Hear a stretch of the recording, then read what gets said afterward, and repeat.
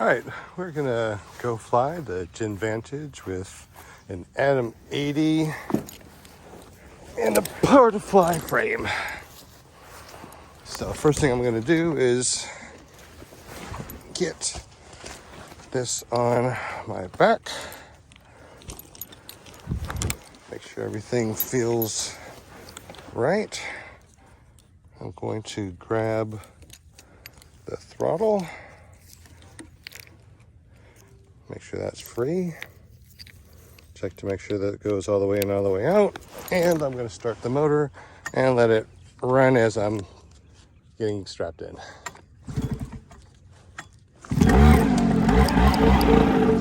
All right. Starting with my legs.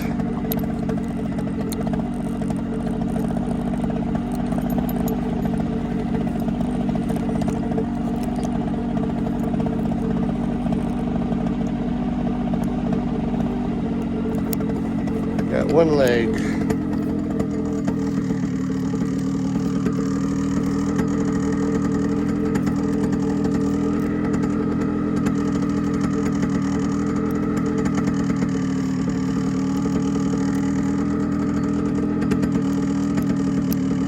Two legs.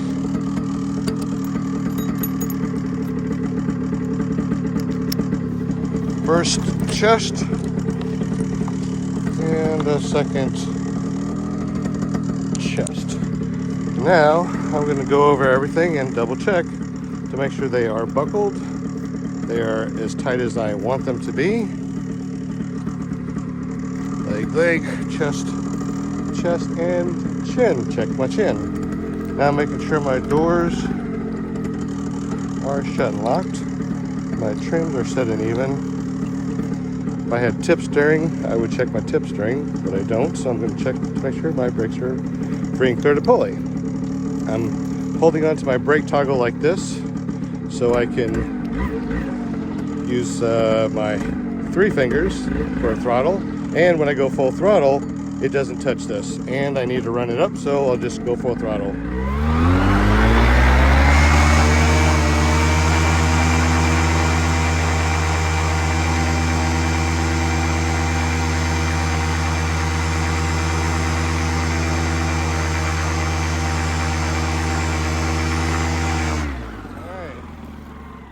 Looks like it's all good, so I'm going to reach down and grab my A's.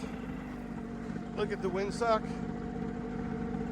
I'm going to walk forward.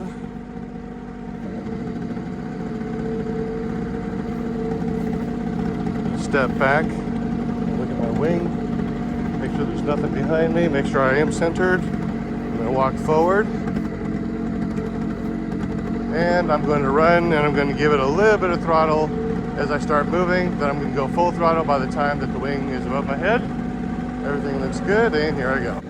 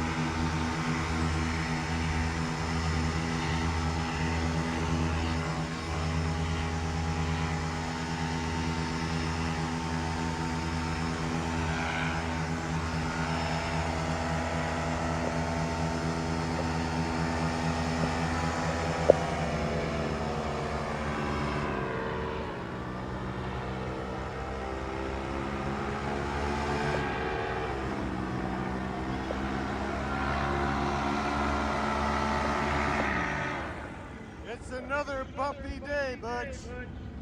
It's bumpy, but not too horrible.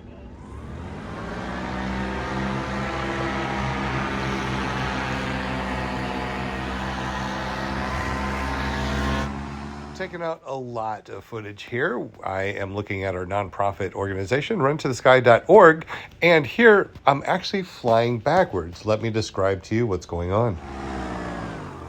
All right, so as you can see, I'm flying backwards, right?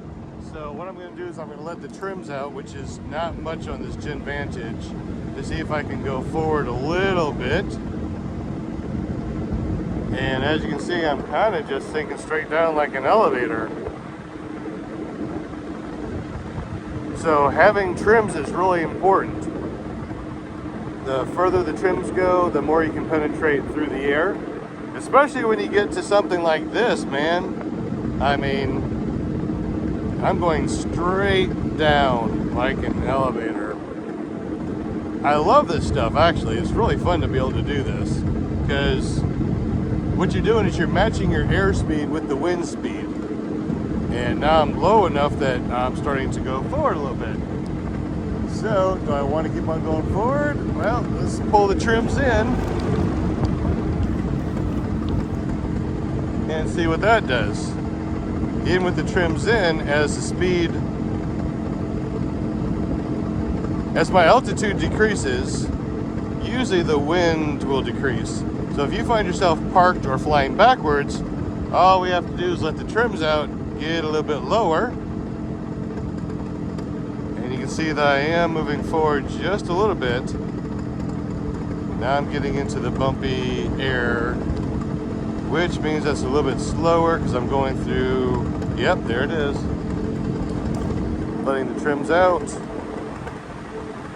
And now I'm going forward, but I'm going through this inversion layer. It was really nice and warm up there.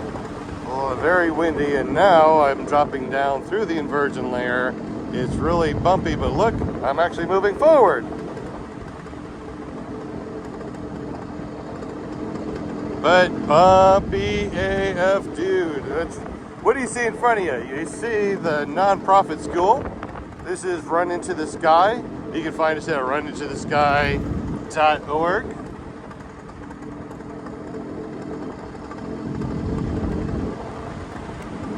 And there we go. We're able to penetrate a little bit, but it's bumpy. So we got rotor off the trees, got rotor off of everything. So coming down here, it is a little bit bumpier. So let's go ahead and roll on power.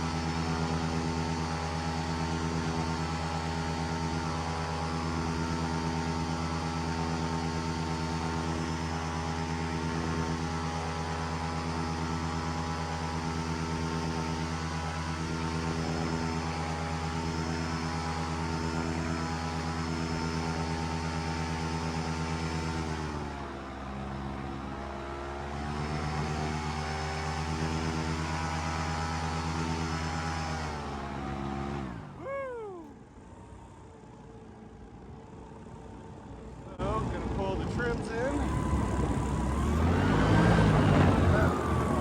in. Whoa, bumpy. Come on, trims, get in.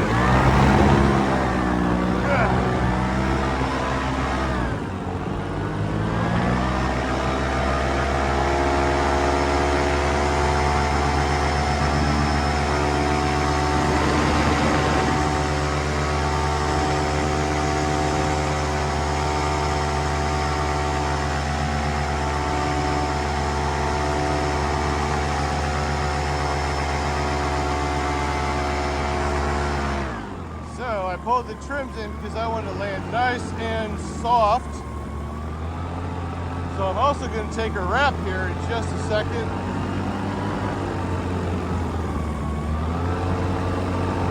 The wind actually shifted 180 degrees since I took off.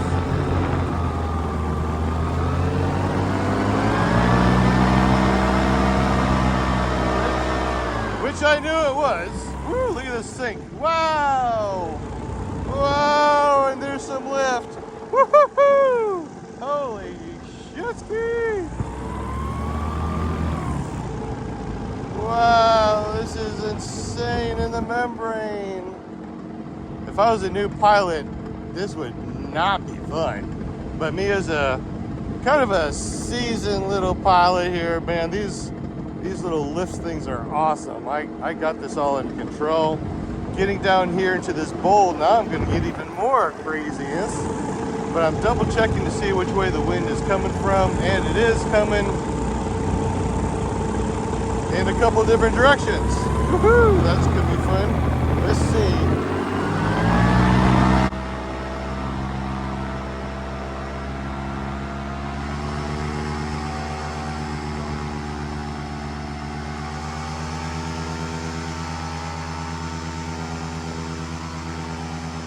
Yep, there's some birds right in front of me riding that thermal. I better get down because that thing will whip me a new butthole.